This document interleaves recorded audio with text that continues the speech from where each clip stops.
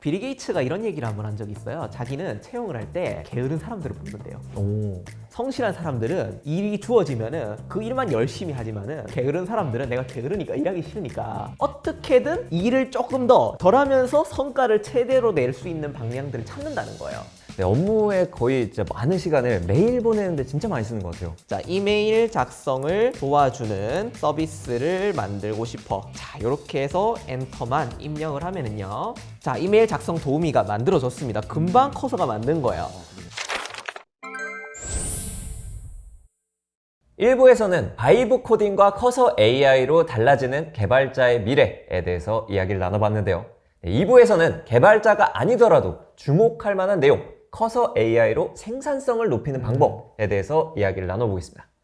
그 전에 책에서 보면 AI 시대에 꼭 필요한 사고방식으로 창의적 게으름이라는 표현을 쓰셨던데 이 표현이 굉장히 인상 깊었는데 어떤 표현인지 소개 부탁드리겠습니다. 네. 이게 처음에 제가 서문에서 썼던 내용인데 네. 그 빌 게이츠라고 되게 유명하신 분이잖아요. 빌 게이츠가 이런 얘기를 한번 한 적이 있어요. 자기는 채용을 할 때 네. 게으른 사람들을 뽑는데요. 오. 우리가 생각하면 좀 약간 상식에 네네. 반하는 내용이잖아요. 성실한 사람 뽑아야 되는 거 아니야? 네. 근데 빌 게이츠는 이렇게 얘기해요. 성실한 사람들은 일이 주어지면은 그 일만 열심히 하지만은 게으른 사람들은 내가 게으르니까 일하기 싫으니까 어떻게든 일을 조금 더 자기가 덜 하는 방향으로 덜 하면서 성과를 최대로 낼 수 있는 방향들을 찾는다는 거예요. 저는 거기에 주목을 했어요. 그걸 이제 창의적 게으름이라고 제가 이름을 붙인 건데, 그러니까 게으른데 게으르기 때문에 더 창의적인 방법을 찾을 수 있다라는 거예요. 그래서 우리가 AI 도구 같은 걸 사용하는 거는 사실 어떻게 보면은 이런 창의적 게으름에 굉장히 밀접한 관련이 있는 거예요. 우리가 기존에 일 같은 거 그냥 누가 시키면은 그대로 그냥 예를 들어 뭐 엑셀 파일에서 네네. 여기에 있는 항목을 여기에다가 붙여넣기 해줘. 그러면은 성실한 사람들은요 그냥 그 다 하나하나 마우스 클릭 붙여넣기 하고 있거든요. 근데 우리가 커서 AI 같은 도구를 이용해서 그냥 엑셀 파일 불러와서 수정해주는 프로그램을 짜달라고 하면 돼요. 짜달라고 하면은요 바로 그냥 실행만 하면 어떻게 된다? 금방 나오는 거예요. 그러면 이제 커서 AI 써서 내 업무를 더 자동화하고 더 쉽게 할 수 있는 건데, 그럼 이렇게 할 수 있죠. 예전에는 1시간 걸릴 일을 커서 AI한테 짜달라 그래가지고 한 3분 안에 짜는 거예요. 짜고 실행해가지고 2분 만에 일을 마칩니다. 그럼 몇 분 걸려요? 와, 5분이면. 5분이면 되는 거예요. 5분 하고 나머지 55분은 노는 거예요. 와. 네, 이런 것들을 저는 창의적 게으름이라고 이야기를 했고요. 그래서 좀 반복적인 일을 줄이고 좀 창의적인 어떤 방법론들을 좀 찾자, 이런 컨셉으로 좀 이해를 해주시면 될 것 같아요. 아, 좋습니다. 네. 이런 말씀하신 창의적 게으름, 이제 AI를 활용해서 효율적으로 할 수 있는 방법을 찾는 거라면 실제로 이 커서 AI를 이용해서 이런 업무를 자동화하는 프로그램 한번 만들어 볼 수가 있을까요? 아우, 당연하죠. 네. 그럼 한번 자, 우리가 간단하게 업무를 좀 뭔가 자동화해 보려고 해요. 보통 업무를 하시는 분들이요, 어떤 거를 많이 하실까요? 네, 업무에 거의 진짜 많은 시간을 매일 보내는데 진짜 많이 쓰는 것 같아요. 아, 그쵸. 네. 저희도 그래요. 이게 아무래도 이제 외부에서 뭐 연락이 오면은 네. 다 응대도 해줘야 되고. 맞아요. 근데 다 이렇게 글을 잘 쓰시는 건 아니잖아요. 그러니까 상대방이 입력했는 메시지에 맞춰가지고 챗GPT한테 딱 들고 가서 이거 복사해서 여기에 대한 답장 한번 만들어 볼래? 뭐 이런 거 많이 하신단 네, 말이에요. 맞아요. 그럼 또 우리 그거 하려면 항상 챗GPT 키고 야, 그거 아니야 막 물어보고 막 그렇게 해야 되잖아요. 네. 그래서 그거를 쉽게 해주는 도구를 한번 만들어 볼 거예요. 오. 상황별로 여러 가지 상황에 맞춰서 예를 들어 영문 이메일도 막 작성하게 만들고 이런 것들 좀 한번 해볼까 하는데 어떠세요? 너무 좋습니다. 아, 네. 자, 그러면은 간단하게 이메일을 작성해주는 도구를 만들어 보겠다고 해보겠습니다. 자, 그러면 간단하죠. 이 친구한테 아까 전에 했던 것처럼 간단한 이메일 작성을 도와주는 서비스를 만들고 싶어. HTML과 JS만 이용해서 챗GPT라고 해볼게요. 원래 GPT라는 이름이 더 정확하긴 한데 챗GPT를 연동해 이메일을 대신 작성해 주도록 웹 도구를 만들어줘. 이렇게 해볼게요. 좋습니다. 자, 이렇게 해서 엔터만 입력을 하면은요. 자, 기본적인 파일을 만들어 줍니다. 자, 조금만 기다리면은 자기가 알아서 코드를 다 만들었어요. 그럼 사람 뭐만 누르면 된다고요? accept all. 네, accept all만 눌러주겠습니다. 자, 짜잔 눌러주면은요. 뭐 언뜻 보시기에도 코드는 뭐 이렇게 잘 만든 것 같아요, 그죠? 네. 어느 정도 잘 만들어 줬습니다. 자, 한번 그러면 실행을 해볼게요. 자, 이렇게 만든 게 아마 높은 확률이 아닙니다. 100% 동작을 안 할 거예요. 왠지 아시죠? API. 네, API 키가 없어서 그렇거든요. 자, 이메일 작성 도우미가 만들어졌습니다. 금방 커서가 만든 거예요. 그러네요. 자, 그럼 제가 여기다가 입력해 볼게요. 뭐 수신자, 예를 들어 조코딩. 자, 제목 조코딩님 안녕하세요. 조코딩님한테 안부 인사하는 메일을 작성해. 메일 뭐 이렇게만 넣어 볼게요. 네. 자, 내가 필요한 것만 체크해서 생성하게 하면은요 오류가 발생했다고 이야기를 해요. 자, 그럼 이렇게 일반적인 사용자분들은 네. 당황하시잖아요. 오류 생기면은. 그쵸. 그럼 이 친구한테 물어보면 됩니다. 자, 오류가 발생했어. 그럼 오류도 고쳐주는 거예요. 이야. 자, 오류가 발생했어. 자, 이렇게 입력하면은요. 자, 몇 가지 오류를 얘기를 해줍니다. 자, API 키 관련 오류가 있다. 그죠? 이런 오류가 있다라고 얘기를 해주거든요. 네. 자, 실제로 여기 생성하게 해보면 이메일 생성이 실패했다고 해서 그 API 키 관련 오류를 고쳐야 되잖아요. 네네네. 그럼 이 친구한테 더 자세히 물어보는 거예요. API 키 오류를 고치려면 어떻게 해야 해? 자, 자세하게 한번 물어볼게요. 자, 그럼 방법을 알려줘요. 자, 그럼 얘가 시키는 대로 하면 됩니다. 자, 여기에다가 접속을 해서 로그인하거나 가입을 한 다음에 API 키를 생성을 하래요. 그럼 이게 뭐냐면은, 자, 뭔지 모르면 또 물어보면 되겠죠. 네네네. 물어볼 때도 물어보는 것만 하는 모드가 있습니다. 오. ask 모드를 물어봐서 네네. API 키가 뭐야? 라고 물어보면 내가 또 친절하게 얘기를 해줘요. 그러니까 챗GPT 같은 게 들어가 있는 거예요. 그래서 AI 모델이 들어가 있으니까 자, 챗GPT를 내가 연동하려고 하니까 인증 키가 필요하구나 알려주는 거예요. 자, 이메일 생성하면은요 생성 중이라고 하면서 네, 조금만 기다리면은 이렇게 만들어 주는 거예요. 이야. 자, 근데 여기에서 네네. 우리 회사에 대한 맥락이 없잖아요. 얘는 모르잖아요. 네네네. 자, 그러면은 커서한테 얘기를 하는 거예요. 자, 동작은 잘하는데 보시면은 엉뚱한 얘기를 해요. 그죠? 제 이름도 네네네. 모르고 뭐 회사도 모르고 아무것도 모르잖아요. 네네네. 자, 동작은 잘하는데 나에 대한 이야기를 전혀 몰라서 메일을 이상하게 써. 나는 유메타랩이라는 프롬프트 엔지니어링 전문 회사의 대표고 프롬프트 엔지니어로 활동하고 있는 서승환이야. 자, 이런 내용을 담아서 메일이 생성되도록 해줘. 자, 내 정보들을 그냥 커서한테 알려주는 거야. 네네. 그러면 얘가 챗 GPT에게 전달하는 프롬프트를 자기가 수정합니다. 네, 수정해서 저에 대한 정보가 아마 들어갈 거예요. 자, 그 다음에 조금만 기다리고 자, accept 해주는 거예요. 네. 자, 그러면 우리가 같은 질문을 하더라도 조코딩, 자, 안녕하세요. 조코딩님께 안부 인사. 생성하기 딱 하잖아요. 네. 자, 그러면은요, 서승환입니다. 와. 바꿔주는 거예요. 맥락이 반영이 네, 맥락이 반영이 되고요. 자, 이거를 나는 영어 버전도 항상 나고 들어가고 싶어. 네네. 자, 그러면은 밑에 버튼을 하나 더 만들어서 메일 결과가 나오면 그걸 영어로 번역하는 그죠? 기능도 넣어줘. 챗GPT를 이용해서. 그러면은 영어 번역도 해주는 거예요. 이야. 네. 자, 그럼 우리가 항상 챗GPT 켤 필요 없이 내가 필요한 기능을 여기에다가 넣고 뭐 메일만 있는 게 아니라 야, 이 기능도 만들어봐, 저 기능도 만들어봐 다 만들 수가 있는 거예요. 야, 그러네요. 네. 그냥 시키기만 하면 말로만. 시키기만 하면 되는 거죠. 자, 근데 이게 챗GPT 안에도 버전이 많잖아요. 네네. 그래서 GPT 모델 버전들이 있는데 네. 얘가 어떤 버전을 쓰는지 한번 물어볼게요. 자, 지금 근데 챗GPT 그죠? 모델 버전은 뭘 쓰고 있어? GPT 모델은 이렇게 물어보면요, 자기가 우리 코드를 기반으로 또 알려줘요. 코드를 몰라도. 자, 그러니까 GPT 3.5를 쓰고 있대요. 옛날 걸 쓰는 거예요. 네네네. 지금 가장 GPT 4 같은 거 한번 해볼까요? 예. 네, 4를 쓰도록 바꿔 요청하면 조금 더 깔끔하게 나오겠죠. 좋습니다. 네.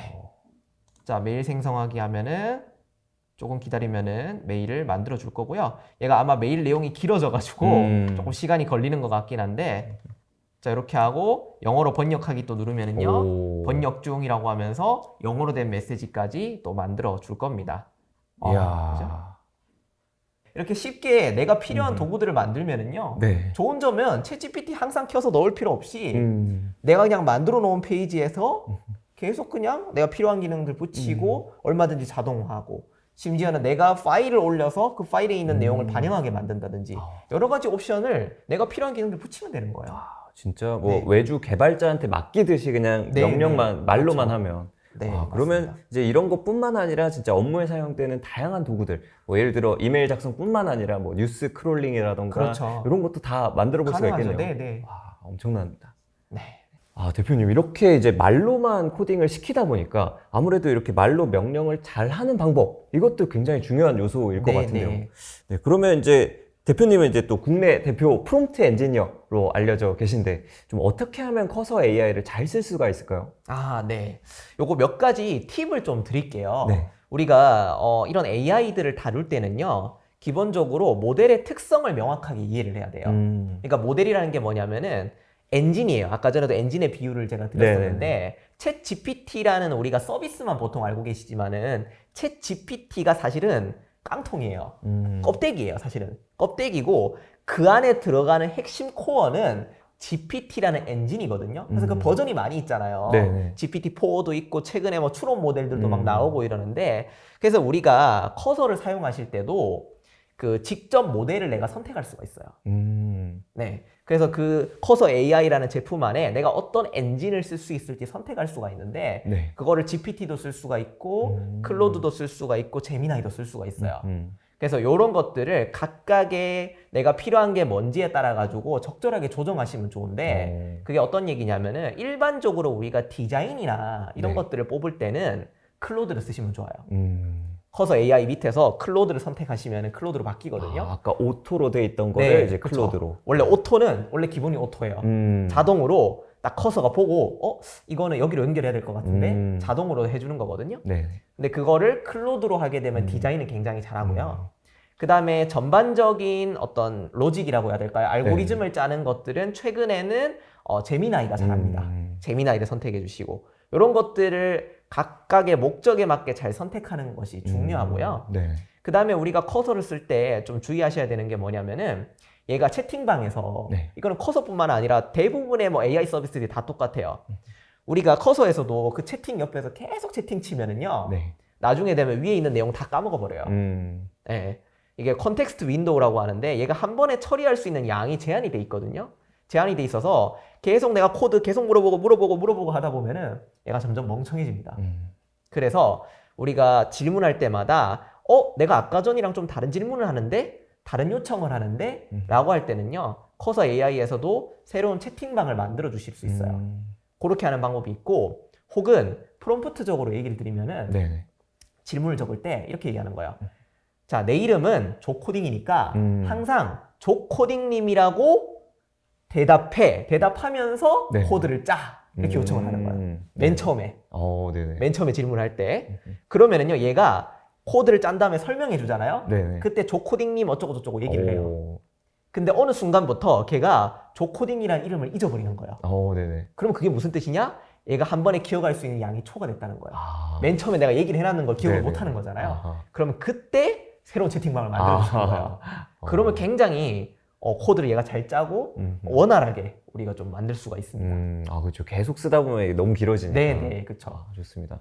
확실히 모델도 보면 일주일마다 계속 바뀌는 것 같아요. 맞아요. 너무 새로 나오는 게 네네. 빨라가지고. 뭐 저도 좀 팁이 있다면은, 저는 그 개발을 할 때 커서를 쓰면서 보통 이제 새로운 라이브러리나 아니면 나온 지 얼마 안 된 것들은 등록이 안 돼 있는 경우가 많거든요. 맞아요. 학습 데이터로. 네네. 그런 경우에 이제 그 개발 문서나 뭐 이런 거 기본적인 걸 복사해가지고 넣은 다음에 그걸 기반으로 짜줘 하면은 되게 잘 짜주더라고요. 맞아요. 그거를 잘해주는 게 커서 룰이라는 게 또 있잖아요. 커서 룰. 네네. 대표님 그거 설명 한번 네. 부탁드리겠습니다. 그 커서에서 우리가 세팅에 들어가게 되면은 룰을 입력하는 창이 있어요. 이거 규칙이죠. 네네. 커서한테 커서가 뭔가 코딩을 하기 전에 요런 내용을 먼저 참고해서 코딩을 해 라는 걸 미리 지정해 줄 수가 있거든요. 거기에다가 조코딩님이 평소에 이제 새로 나온 라이브러리나 새로 나온 스택들에 대해 가지고 정리를 해서 문서 같은 것들을 거기 안에다가 좀 넣어주는 거예요. 이렇게 할 때는 이런 라이브러리를 써야 되고 이런 라이브러리 예제 같은 걸 몇 가지를 룰에다가 넣어 놓으면은 미리 걔가 그걸 기반으로 답변해 줘요. 그래서 어떤 것도 넣을 수 있냐면은 사실 기본적으로 룰이 들어가 있어요. 뭐가 들어가 있냐면은 네네. 한국어로 답변해 주세요. 네네. 아까 제가 설치할 때 한국어 선택했잖아요. 네. 그러면 얘는 무조건 한국어로 대답하도록 룰에 들어가 있는 거예요. 그걸 수정할 수 있어요. 네, 그런 거라고 보시면 됩니다. 또 커서 AI가 좀 똑똑하게 코딩을 해줄 수 있는 게 그 모델 컨텍스트 프로토콜, 즉 네네. MCP의 역할도 좀 크다고 알고 있는데요. 네. 네, MCP는 좀 정확히 어떤 개념인지 한번 소개 부탁드리겠습니다. 네, MCP가 요즘 엄청 핫하잖아요. 예. 저는 약간 폭탄 발언하자면은 네. 왜 핫한지 잘 모르겠어요. 왜 그러냐면은 MCP가 이제 가끔 보면 어떤 특정한 막 어떤 뭐 서비스의 이름이나 어떤 특정한 기술 그 자체로 생각하시는 분들이 많이 계시더라고요. 근데 사실은 그건 좀 오해에 가깝고 네. MCP는 일종의 약속이에요. 약속. 그러니까 이걸 어떻게 생각하시면 되냐면은 기존에 챗GPT가 요즘 엄청 똑똑해졌잖아요. 네. 챗GPT 쓰시면은 막 검색도 들어가 있고 파이썬도 안에 들어가 있고 뭐 데이터 분석도 해주고 막 그러잖아요. 근데 예전에 진짜 챗GPT 처음 나왔을 때 조코딩님 네. 한번 생각해 보세요. 그때는 좀 많이 네, 멍청했죠. 부족했어요. 그때 막 뭐 물어보면 조코딩이 누구야? 이러면 뭐 조코딩은 뭐 어디 사모아 섬에 사는 뭐 조류다 뭐 이런 식으로 네. 말도 안 되는 얘기 나오고 그랬었잖아요. 근데 요즘은 안에 검색 기능이 들어가 있으니까 우리가 얘기하면은 다른 데 찾아보고 네. 그거를 요약해서 알려준단 말이에요. 그렇게 외부 도구를 활용하는 식으로 AI가 발전하고 있어요. 자기가 학습한 데이터로는 한계가 있으니까 네. 외부에 있는 도구들을 가지고 와서 외부에 있는 책 읽어보고 외부에 있는 검색해보고 그거 기반으로 이제 답변을 만들어주는 식으로 AI가 발전하고 있는데 그러니까 이런 거예요. 쉽게 말하면 제가 조코딩님한테 뭔가 물어봤어요. 네. 조코딩님이 사실은 몰라. 모르는데 빠르게 아는 척을 해야 돼. 그럼 우리가 옆에서 싹 슬쩍 예. 스마트폰 꺼내가지고 검색해 볼 수 있잖아요. 네네. 그런 것들을 이제 도구를 붙여주는데 그 도구가 옛날에는 다 규격이 다른 거예요. 그러니까 아이폰이랑 뭐 갤럭시랑 네. 뭐 다 사용 방법이 다르잖아요. 네. 그러니까 기존에는 AI에다가 그런 도구를 주려고 하면은 각각의 그 도구별로 스마트폰 제조사별로 다 이게 사양을 세팅을 해가지고 이렇게 써야 된다 같은 걸 알려줬어야 되는 거예요. 근데 이제는 그렇게 하지 않아도 규격이 통일이 된 거예요. 야, 이제 스마트폰 만들 때 이런 규격으로 딱 하고 안에 아이콘은 딱 이렇게 만들어가지고 AI가 쉽게 사용할 수 있도록 한번 해보자. 이렇게 이제 약속을 한 겁니다. 약속을 해서 기존의 그 약속에 맞춰서 여러 가지 도구들이 생기다 보니까 네. 그러면 그 도구들을 예전에 비해서 어떻게 할 수 있다? 더 쉽게 연결할 수 있는 거예요. MCP를 지원하면은. 그래서 커서 AI가 그런 MCP 프로토콜을 지원을 합니다. 지원을 해서 MCP 규격에 맞춰서 만들어진 도구들을 갖다 쓸 수가 있어요. 그러면 이제 MCP랑 커서 AI랑 어떤 좀 시너지를 만들고 있다고 보시나요? 이런 거죠. 예전에 우리가 커서 AI 자체적으로 뭔가를 하게 되면은 예를 들어 이런 걸 내가 만든다고 가정해 볼게요. 망건당 유튜브를 소개하는 네. 홈페이지를 만드는 거예요. 그러면 예전에는 어떻게 해야 됐냐면은 당연히 망건당이 유명한 채널이지만은 당연히 커서 AI가 잘 모를 수 있어요. 네. 모를 수 있으니까 야 망건 홈페이지 만들어줘 하면 또 엉뚱한 얘기 할 거 아니에요. 그러면은 망건당 홈페이지 내가 직접 들어가서 영상 하나하나 링크 다 따가지고 넣어줘야 됐단 말이에요. 네. 근데 그렇게 안 하고 MCP 도구 중에서 유튜브를 연결해주는 도구가 이미 만들어져 있어요. 네. 그럼 그 도구를 그냥 설치해서 커서에다가 연결만 해놓으면은 커서한테 망건당이라는 유튜브 채널을 한번 검색해서 그거 기반으로 만들어봐라고 하면은 자동으로 AI가 만들다가 나한테 도구 뭐가 있지? 유튜브 좋아하는 도구가 있구나. 요 도구 MCP로 연결할 수 있겠네? 가지고 와서 넣으면은 바로 망건당 홈페이지를 만들 수 있는 재료가 되는 거예요. 그럼 마지막으로 네. 이제 개발을 해보고 싶긴 한데 좀 나한테는 좀 먼 이야기 같다라고 느끼시는 분들이 꽤 많을 것 같아요. 네. 네, 그래서 그런 분들 혹은 이제 굳이 내 일상에 개발이 필요한지 잘 모르겠다라고 생각하시는 분들이 있으실 것 같아요. 네, 그런 분들을 위해서 좀 대표님께서 꼭 전하고 싶은 말씀이 있다면 네. 어떤 게 있을까요? 제가 이 순간만을 기다렸습니다. 왜냐하면은 제가 책을 내고 나서 네네. 요즘 엄청나게 많은 메일 지옥에 시달리고 있습니다. 메일 지옥에 시달리고 있는데 네. 대부분의 내용들이 비슷해요. 대표님의 책을 보고 혹은 대표님의 어떤 영상을 보고 네. 커서 AI라는 걸 알게 됐는데 한번 만나서 이야기를 하고 싶다. 네. 저는 그게 되게 의아한 거예요.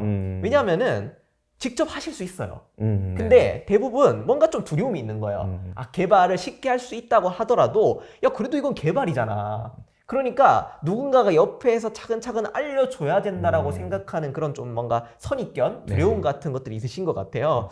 그래서 신기한 거는 커서 AI가 신기한데 자꾸 저한테 만나자고 하셔가지고 근데 여러분들도 직접 따라 하실 수 있어요. 네, 정말 어렵지 않고요. 아까 전에 모르는 게 있으면은요. 아까 전에 그냥 물어보면 되잖아요. 네. 내가 이거 AI가 오류가 나는데 어떻게 할 수 있어? 라고 물어보면은 이미 얘가 차근차근 답변을 해줍니다. 네, 그래서 충분히 여러분들도 도전하실 수 있다. 그래서 이게 여러분들 막 먼 이야기고 이 개발이라는 게 막 진짜 동떨어진 별세계의 이야기가 아니다라는 얘기를 꼭 그런 용기를 좀 드리고 싶고요. 굳이 내 일상에 뭐 이런 게 꼭 필요하나? 그냥 뭐 밥 잘 먹고 뭐 회사만 잘 다니면 되지 라고 할 수 있지만은 앞으로 이게 엄청 대중적인 수준까지 내려올 거라고 생각을 해요. 물론 좀 시간은 걸릴 수 있지만은 네. 진짜 컴퓨터의 대중화, 스마트폰의 대중화처럼 개발이 대중화되는 미래가 저는 금미래라고 보기 때문에 지금부터 한번 관심을 가지고 사용도 해보시고 겁먹지 마시고 커서 책도 많이 읽어주시고 저 코딩 채널도 많이 봐주시고 망건당도 사랑해주시고 하시면 좋을 것 같다는 생각이 듭니다. 네, 그래서 지금까지 이제 서승환 대표님과 함께 바이브 코딩과 커서 AI에 관한 다양한 이야기를 나눠봤는데요. 마지막으로 이 책의 한 문장을 꼽는다면 어떤 문장이 있을까요? 29페이지에서 이 트렌드에 대한 소개를 좀 마무리하면서 마지막 문장이에요. 네. 이제 우리에게 남은 과제는 이 강력한 도구를 어떻게 의미 있게 활용할 것인가 하는 것입니다. 오늘 영상을 마무리하면서 네. 여러분들께 꼭 던지고 싶은 이야기이기도 해요. 이제는 여러분들의 몫입니다. 제가 물론 뭐 저도 지금 공식 앰베서더로 이렇게 이제 임명이 돼서 커서 AI를 좀 알리기도 하고 책도 쓰고 하고 있지만은 제가 하는 게 아니에요. 그죠?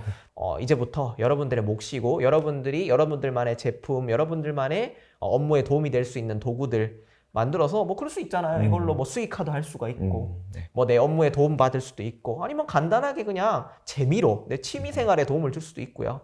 이런 것들 많이 직접 만들어 보시고 또 만들어 봐야 여러분들이 늘어요. 맞아요. 그렇죠. 네. 네, 만들어 봐야 늘기 때문에 그런 말씀으로 좀 마무리하고 싶습니다. 조코딩의 리코딩 AI. 다음 시간에도 빠르게 변화하는 AI 생태계의 완벽 적응을 위한 길잡이가 되어 드리겠습니다. 함께 해주신 여러분 감사합니다.